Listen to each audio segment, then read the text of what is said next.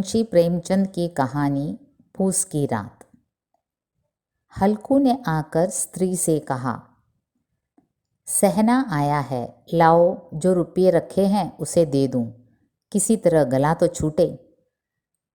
मुन्नी झाड़ू लगा रही थी, पीछे फिरकर बोली, 3 ही तो रुपये हैं, दे दोगे तो कंबल कहाँ से आवेगा? माघ पूस की रात हार में कैसे कटेगी? उसे कह दो फसल पर रुपये दे देंगे, अभी नहीं। हल्कू एक क्षण अनिश्चित दशा में खड़ा रहा। पूस सिर पर आ गया। कंबल के बिना हार में रात को वह किसी तरह नहीं जा सकता। मगर सहना मानेगा नहीं, घुड़कियां जमावेगा, गालियां देगा। बला से जाड़ों मरेंगे, बला सिर से टल जाएगी। यह सोचता हुआ वह अपना भारी भरकम डील लिए हुए, जो उसके नाम को झूठ सिद्ध करता था, स्त्री के समीप आ गया और खुशामद करके बोला, ला दे दे, गला तो छूटे, कंबल के लिए कोई दूसरा उपाय सोचूंगा। मुन्नी उसके पास से दूर हट गई और आंखें तरेरती हुई बोली, कर चुके दूसरा उपाय, जरा सुनो, कौन उपाय करोगे? कोई खैरात दे देगा कंबल? न जाने कितनी बाकी है जो किसी तरह चुकने ही नहीं आती। मैं कहती हूँ तुम क्यों नहीं खेती छोड़ देते? मर मर काम करो, उपज हो तो बाकी दे दो, चलो छुट्टी हुई। बाकी चुकाने के लिए ही तो हमारा जन्म हुआ है। पेट के लिए मजूरी करो, ऐसी खेती से बाज आए। मैं रुपये न दूंगी, न दूंगी।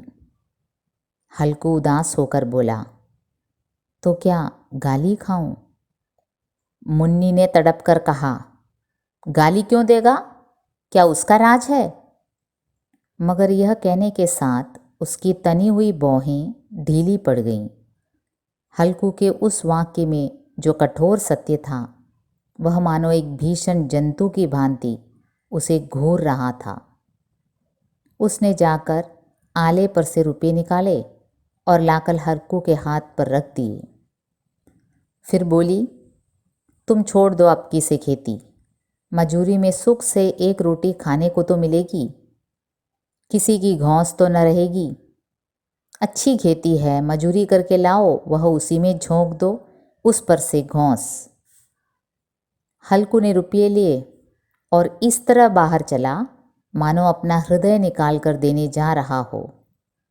उसने मजूरी से एक एक पैसा काट काट कर 3 रुपये कंबल के लिए जमा किए थे। वह आज निकले जा रहे थे। एक एक पग के साथ उसका मस्तक अपनी दीनता के भार से दबा जा रहा था। पूस की अंधेरी रात, आकाश पर तारे ठिठुरते हुए मालूम होते थे। हल्कू अपने खेत के किनारे ऊख के पत्तों की एक छतरी के नीचे बांस के खटोले पर अपनी पुरानी गाड़े की चादर ओढ़े कांप रहा था। खाट के नीचे उसका संगी कुत्ता जबरा पेट में मुंह डाले सर्दी से कूं कूं कर रहा था। 2 में से एक को भी नींद न आती थी। हल्कू ने घुटनियों को गर्दन में चिपकाते हुए कहा, क्यों जबरा, जाड़ा लगता है? कहता तो था घर में पुआल पर लेट रहे, तो यहाँ क्या लेने आए थे? अब खाओ ठंड, मैं क्या करूं? जानते थे मैं यहाँ हलवा पूरी खाने आ रहा हूँ, दौड़े दौड़े आगे आगे चले आए। अब रो नानी के नाम को। जबरा ने पड़े पड़े दुम हिलाई और अपनी कूं कूं को दीर्घ बनाता हुआ एक बार जम्हाई लेकर चुप हो गया। उसकी श्वान बुद्धि ने शायद ताड़ लिया, स्वामी को मेरी कूं कूं से नींद नहीं आ रही है। हल्कू ने हाथ निकालकर जबरा की ठंडी पीठ सहलाते हुए कहा, कल से मत आना मेरे साथ, नहीं तो ठंडे हो जाओगे। यह रांड पछुआ न जाने कहाँ से बर्फ लिए आ रही है। उठूं फिर एक चिलम भरूं, किसी तरह रात तो कटे। 8 चिलम तो पी चुका। यह खेती का मज़ा है। और एक एक भगवान ऐसे पड़े हैं जिनके पास जाड़ आ जाए तो गर्मी से घबरा कर भागे। मोटे मोटे गद्दे, लिहाफ, कम्बल, मजाल है कि जाड़े का गुजर हो जाए। तकदीर की खूबी है, मजूरी हम करें, मज़ा दूसरे लूटें। हल्कू उठा और गड्ढे में से जरा सी आग निकालकर चिलम भरी। जबरा भी उठ बैठा। हल्कू ने चिलम पीते हुए कहा, पिएगा चिलम? जाड़ा तो क्या जाता है, जरा मन बहल जाता है। जबरा ने उसके मुंह की ओर प्रेम से छलकती हुई आंखों से देखा। आज और जाड़ा खा ले, कल से मैं यहाँ पुआल बिछा दूंगा, उसी में घुसकर बैठना, तब जाड़ा न लगेगा। जबरा ने अगले पंजे उसकी घुटनियों पर रख दिए और उसके मुंह के पास अपना मुंह ले गया। हल्कू को उसकी गर्म सांस लगी। चिलम पीकर हल्कू फिर लेटा और निश्चय करके लेटा कि चाहे कुछ हो, अब की सो जाऊंगा।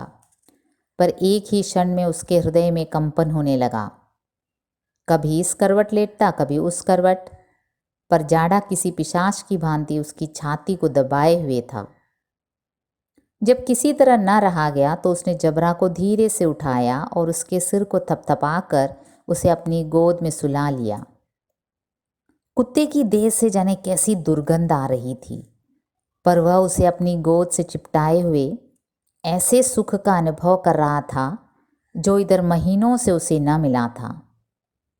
जबरा शायद समझ रहा था कि स्वर्ग यही है, और हल्कू की पवित्र आत्मा में तो उस कुत्ते के प्रति घृणा की गंध तक न थी। अपने किसी अभिन्न मित्र या भाई को भी वह इतनी ही तत्परता से गले लगाता। वह अपनी दीनता से आहत न था जिसने आज उसे इस दशा को पहुंचा दिया। नहीं, इस अनोखी मैत्री ने जैसे उसकी आत्मा के सब द्वार खोल दिए थे और उसका एक एक अणु प्रकाश से चमक रहा था। सहसा जबरा ने किसी जानवर की आहट पाई। इस विशेष आत्मीयता ने उसमें एक नई स्फूर्ति पैदा कर दी थी जो हवा के ठंडे झोंकों को तुच्छ समझती थी। वह झपट कर उठा और छतरी के बाहर आकर भौंकने लगा। हल्कू ने उसे कई बार चुमकार कर बुलाया, पर वह उसके पास न आया। हार में चारों तरफ दौड़ दौड़ कर भौंकता रहा। एक क्षण के लिए आ भी जाता तो तुरंत ही फिर दौड़ता। कर्तव्य उसके हृदय में अरमान की भांति उछल रहा था। 1 घंटा और गुजर गया। रात ने शीत को हवा से धतकाना शुरू किया। हल्कू उठ बैठा और दोनों घुटनों को छाती से मिलाकर सिर को उसमें छिपा लिया। फिर भी ठंड कम न हुई। ऐसा जान पड़ता था सारा रक्त जम गया है। धमनियों में रक्त की जगह हिम बह रहा है। उसने झुककर आकाश की ओर देखा। अभी कितनी रात बाकी है। सप्तऋषि अभी आकाश में आधे भी नहीं चढ़े। ऊपर आ जाएंगे तब कहीं सवेरा होगा। अभी पहर भर से ऊपर रात है। हल्कू के खेत से कोई 1 गोली के टप्पे पर आमों का बाग था। पतझड़ शुरू हो गई थी। बाग में पत्तियों का ढेर लगा हुआ था। हल्कू ने सोचा, चलकर पत्तियां बटोरूं और उन्हें जलाकर खूब तापूं। रात को कोई मुझे पत्तियां बटोरते देखे तो समझे कोई भूत है। कौन जाने कोई जानवर ही छिपा बैठा हो। मगर अब तो बैठे नहीं रहा जाता। उसने पास के अरहर के खेत में जाकर कई पौधे उखाड़ लिए और उनका एक झाड़ू बनाकर हाथ में सुलगता हुआ उपला लिए बगीची की तरफ चला। जबरा ने उसे आते देखा तो पास आया और दुम हिलाने लगा। हल्कू ने कहा, अब तो नहीं रहा जाता जबरू, चलो बगीचे में पत्तियां बटोर कर तापें। ठाटे हो जाएंगे तो फिर आकर सोएंगे, अभी तो रात बहुत है। जबरा ने कूं कूं करके सहमति प्रकट की और आगे आगे बगीचे की ओर चला। बगीचे में खूब अंधेरा छाया हुआ था और अंधकार में निर्दय पवन पत्तियों को कुचलता हुआ चला जाता था। वृक्षों से ओस की बूंदें टप टप नीचे टपक रही थी। एकाएक एक झोंका मेहंदी के फूलों की खुशबू लिए हुए आया। हल्कू ने कहा, कैसी अच्छी महक आई जबरू, तुम्हारी नाक में भी सुगंध आ रही है। जबरा को कहीं ज़मीन पर एक हड्डी पड़ी मिल गई थी, उसे वह निचोड़ रहा था। हल्कू ने आग ज़मीन पर रख दी और पत्तियां बटोरने लगा। ज़रा देर में पत्तियों का एक ढेर लग गया। हाथ छिटुरे जाते थे, नंगे पांव गले जाते थे और वह पत्तियों का पहाड़ खड़ा कर रहा था। इसी अलाव में वह ठंड को जलाकर भस्म कर देगा। थोड़ी देर में अलाव जल उठा। उसकी लौ ऊपर वाले वृक्ष की पत्तियों को छू छू कर भागने लगी। उस अस्थिर प्रकाश में बगीचे के विशाल वृक्ष ऐसे मालूम होते थे मानो उस अथाह अंधकार को अपने सिरों पर संभाले हुए हों। अंधकार के उस अनंत सागर में यह प्रकाश एक नौका के समान हिलता मचलता हुआ जान पड़ता था। हल्कू अलाव के सामने बैठा आग ताप रहा था। एक क्षण में उसने दोहर उतार कर बगल में दबा ली और दोनों पांव फैला दिए मानो ठंड को ललकार रहा हो। तेरे जी में जो आए सो कर। ठंड की असीम शक्ति पर विजय पाकर वह विजय गर्व को हृदय में छिपा न सकता था। उसने जबरा से कहा, क्यों जब्बर, अब ठंड नहीं लग रही है? जब्बर ने कूं कूं करके मानो कहा, अब क्या ठंड लगती ही रहेगी? पहले से यह उपाय न सूझा, नहीं इतनी ठंड क्यों खाते? जबरा ने पूंछ हिलाई। अच्छा आओ, इस अलाव को कूद कर पार करें, देखें कौन निकल जाता है। अगर जल गए बच्चा तो मैं दवा न करूँगा। जबरा ने उस अग्नि राशि की ओर कातर नेत्रों से देखा। मुन्नी से कल न कह देना, नहीं तो लड़ाई करेगी। यह कहता हुआ वह उछला और अलाव के ऊपर से साफ निकल गया। पैरों में ज़रा लपट लगी पर वह कोई बात न थी। जबरा आग के गिर्द घूमकर उसके पास आ खड़ा हुआ। हल्कू ने कहा, चलो चलो, इसकी सही नहीं, ऊपर से कूद कर आओ। वह फिर कूदा और अलाव के इस पार आ गया। पत्तियां जल चुकी थी। बगीचे में फिर अंधेरा छाया था। राख के नीचे कुछ कुछ आग बाकी थी, जो हवा का झोंका आ जाने पर ज़रा जाग उठती थी, पर एक क्षण में फिर आंखें बंद कर लेती थीं। हल्कू ने फिर चादर ओढ़ ली और गरम राख के पास बैठा हुआ एक गीत गुनगुनाने लगा। उसके बदन में गर्मी आ गई थी, पर ज्यों ज्यों शीत बढ़ती जाती थी उसे आलस्य दबाए देता था। जबरा जोर से भूंक कर खेत की ओर भागा। हल्कू को ऐसा मालूम हुआ कि जानवरों का एक झुंड उसके खेत में आया है। शायद नीलगायों का झुंड था। उनके कूदने दौड़ने की आवाज़ें साफ कान में आ रही थीं। फिर ऐसा मालूम हुआ कि वह खेत में चर रही हैं। उनके चबाने की आवाज़ चर चर सुनाई देने लगी। उसने दिल में कहा, नहीं, जबरा के होते कोई जानवर खेत में नहीं आ सकता। नोच ही डाले। मुझे भ्रम हो रहा है। कहाँ? अब तो कुछ नहीं सुनाई देता। मुझे भी कैसा धोखा हुआ। उसने जोर से आवाज़ लगाई, जबरा जबरा। जबरा भूंकता रहा, उसके पास न आया। फिर खेत के चरे जाने की आहट मिली। अब वह अपने को धोखा न दे सका। उसे अपनी जगह से हिलना जहर लग रहा था। कैसा दंदाया हुआ बैठा था। इस जाड़े पाले में खेत में जाना, जानवरों के पीछे दौड़ना असूझ जान पड़ा। वह अपनी जगह से न हिला। उसने जोर से आवाज़ लगाई, लिहो लिहो लिहो। जबरा भूंक उठा।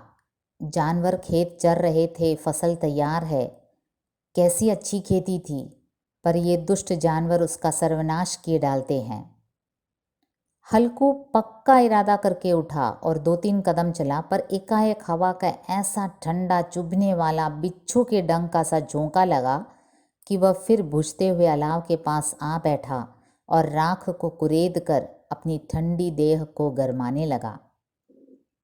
जबरा अपना गला फाड़े डालता था। नीलगायें खेत का सफाया किए डालती थीं और हल्कू गरम राख के पास शांत बैठा हुआ था।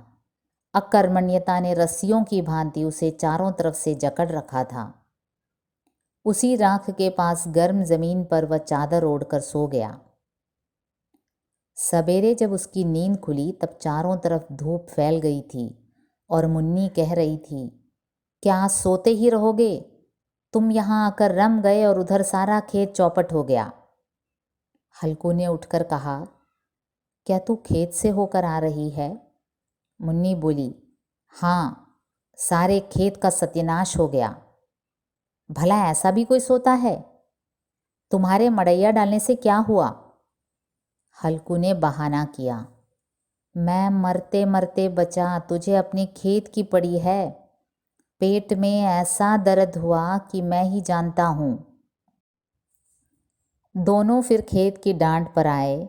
देखा सारा खेत रौंदा पड़ा हुआ है और जबरा मड़ैया के नीचे चित लेटा है, मानो प्राण ही ना हो।